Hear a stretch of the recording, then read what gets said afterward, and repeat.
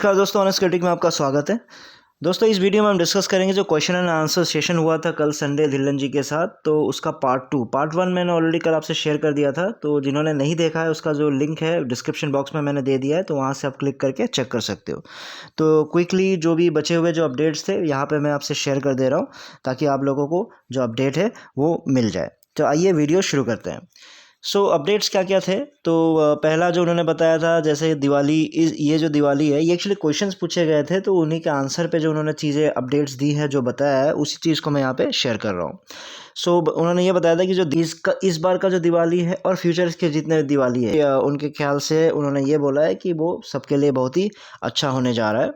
और दूसरा उन्होंने बताया कि जो मार्केटिंग कैंपेन है ऑलरेडी स्टार्ट हो चुका है। तो ये बात भी मैंने ऑलरेडी आप लोगों से पहले ही बता दिया था कि 30 मार्च को जो उन्होंने मार्केटिंग की थी वही मार्केटिंग है जो इतने दिनों से लोग जो बात कर रहे थे, जो एट द टॉप और ईयर्स विल पॉप अप। तो वो मार्केटिंग ऑलरेडी स्टार्ट हो चुकी है, ब्रांड बिल्डिंग मार्केटिंग चल रही है।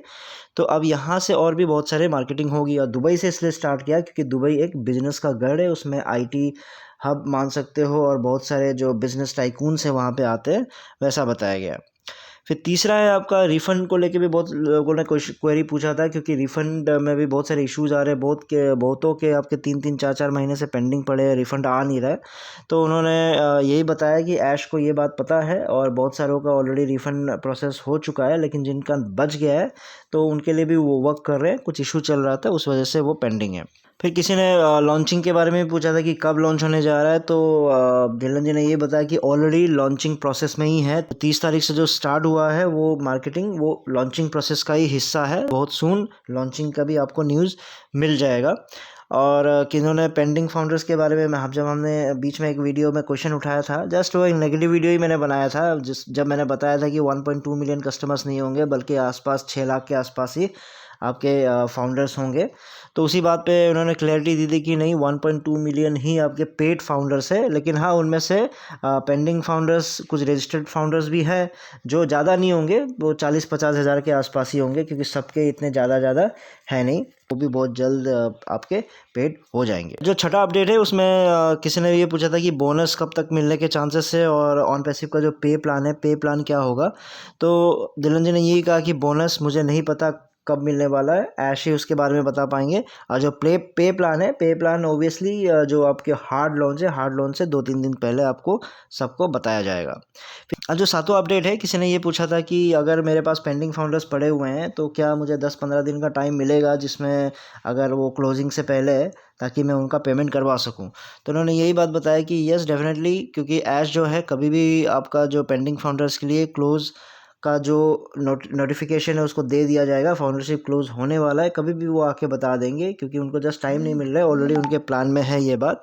हाँ, लेकिन ये है कि मिनिमम आपका 15 डेज़ तो देंगे, वो बात बता रहे हैं। तो ये चीज़ हमने पहले भी डिस्कस किया हुआ है कि आपको टेंशन लेने की ज़रूरत नहीं है, क्योंकि 15 डेज़ तो मिनिमम देंगे ही देंगे। बस यही है कि आप यही एडवाइस दिया गया है सबको कि जिनका भी पेंडिंग फाउंडर्स है, उनके जो पैसे की तैयारी करवाना शुरू कर दो, ताकि जैसे ही वो न्यूज़ आए कि बंद होने वाला है, ताकि उनका पेमेंट कर सके। फिर जो 8वां पॉइंट है उसमें भी इम्पोर्टेंट पॉइंट है, क्योंकि किसी ने ये क्वेश्चन उठाया था कि सब्सक्रिप्शन जो चार्जेस हैं, जो सब्सक्रिप्शन के आपके जो पैकेज है, उस पैकेज के बारे में भी आप लोग क्लियरिटी नहीं दे रहे हो एग्जैक्टली कितना अमाउंट होने वाला है। तो आप लोगों ने ये बताया कि 250 से 300 डॉलर के बीच में होगा, तो एग्जैक्टली कितना होगा, कुछ आइडिया दे सकते हो तो आप। तो इस चीज़ पर धिल्लन जी ने यही कहा कि जो सब्सक्रिप्शन पैकेज है वो कम्प्लीटली डिपेंड करेगा कॉस्टिंग ऑफ द प्रोडक्ट्स पे कितने खर्चे हुए हैं।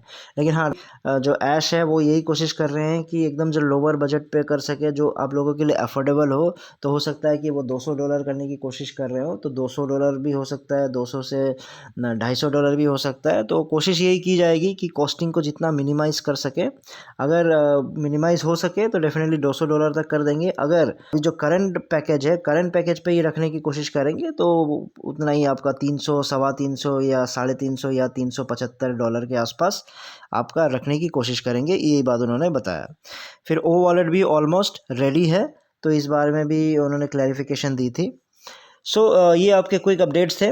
और इसका जो कंक्लूजन है, मैं इस बार जो ज़्यादातर जो अपडेट्स है मैं कंक्लूजन इसमें देना नहीं चाहूँगा, लेकिन हाँ इतना मैं बता सकता हूँ कि मोस्ट ऑफ जो अपडेट्स जो हैं, जैसे कि मैं बहुतों से आप लोगों से सीनियर हूँ in terms of joining on passive, जैसे 2019 के आसपास मैंने जुड़ा था, तो जो ज़्यादातर अपडेट्स है 2020 वाली हो गई, 2021 वाली हो गई, या 2022 का जो स्टार्टिंग वाले अपडेट्स है सेम ही है। तो इसमें हाँ थोड़ा बहुत आपके नए नए जैसे चीज़ें हो जाती हैं, तो उस बारे में तो डेफिनेटली वो चीज़ नया हो जाता है, लेकिन जो बेसिक जो अपडेट्स हैं वो ज़्यादातर आपके पूरा जैसे पहले बताया गया था वैसा ही है। सो मेरे अकॉर्डिंगली अभी भी मेरे एक्सपीरियंस से अभी ये सारे थियोरेटिकल अपडेट्स ही हैं। बस होप मैं कर सकता हूँ कि जितने फाउंडर्स जो उम्मीद कर रहे हैं इस बार शायद कुछ अलग हो जाए, तो अप्रैल तक का तो डेफिनेटली मैं इंतज़ार करना चाहूँगा, क्योंकि जैसे ऑलरेडी मैंने अप्रैल तक का आपको शेड्यूल दे चुका है अपने वीडियो में, तो वैसा अभी तक तो वैसा ही होते जा रहा है। तो अप्रैल के एंड तक फिर हम देखते हैं कि जो भी इनके जो अपडेट्स हैं वो कहाँ तक पूरा होता है और कितना खरे उतरते हैं। तो जस्ट आप लोग होप ही कर सकते हो कि इस बार कुछ डिफरेंट हो। बस मेरा एक कंसर्न रह गया कि सब्सक्रिप्शन पैकेज को लेके, तो ये पैकेज है अब भी मैटर नहीं करता है, क्योंकि ये ऑब्वियसली आपका जो लॉन्च है उसके 2-3 दिन पहले की बात है, तो तब तक तो अभी बहुत टाइम है। लेकिन बस यही है कि जब भी इस तरह की बातें निकलती है कि हाँ थोड़ा बहुत हम लोग बेस्ट अफोर्डेबल करने की कोशिश करेंगे, लेकिन जब अफोर्डेबल करने की कोशिश करेंगे बोलने के बाद जो अमाउंट जो थोड़ा सा बताते हैं एग्जांपल के रूप में, जैसे 300, 350, 375, तो ज़्यादातर मैंने चीज़ें देखी है कि वो हमेशा ऊपर की तरफ यानी इंक्रीजिंग ऑर्डर में ही गया हुआ है। जैसे मेरे टाइम पे मुझे याद है जब वो $25 से जब उसको कन्वर्ट कर दिया था एक सिंपल पैकेज में, जिसमें आपका 100 से $200 के बीच में करेंगे जो प्लान था, तो फिर बताया गया था कि बहुत ज़्यादा अगर हो गया तो $250 तक चला जाएंगे। तो ऐसी बातें हुई थी, तो वो $100 तो कभी हुआ नहीं, वो 250 से $300 के बीच चला गया, यानी जो अपर लिमिट है वो इंक्रीज़ हो गया। अब फिर धिल्लन जी ने वैसा ही कोई इंडिकेशन दिया है मुझे लग रहा है, क्योंकि वो बोल तो रहे कि $200 मिनिमम करने की कोशिश कर रहे हैं, लेकिन हाँ अगर कुछ ज़्यादा हो जाता है तो आपका 300, 350, 375, यानी अब धीरे धीरे जो 350 का जो आपका गैपिंग है उसको अभी आगे इंक्रीज़ करते जा रहे हैं। तो मुझे लगता है ये $400, $450 तक जाने के इसके चांसेस हैं। तो चलिए, लेकिन कोई बात नहीं, ये तो फ्यूचर की बात है, तो उम्मीद करते हैं कि ऐसा ना हो। लेकिन एक्सपीरियंस और जो बातें सुन के मुझे यही महसूस हुआ, तो इसलिए मैंने आपसे शेयर कर दिया। लेकिन ऐसे भी ये तब की बात है ना जब लॉन्च होगी, जब मार्केटिंग कंप्लीट होगा, सॉफ्ट लॉन्च होगा, तो वो लंबा सफ़र है, उसको फ्यूचर के लिए रखते हैं। ठीक है दोस्तों, इस वीडियो में इतना ही था। फिर नई वीडियो में नए टॉपिक के साथ आऊँगा, तब तक के लिए टेक केयर, बाय बाय।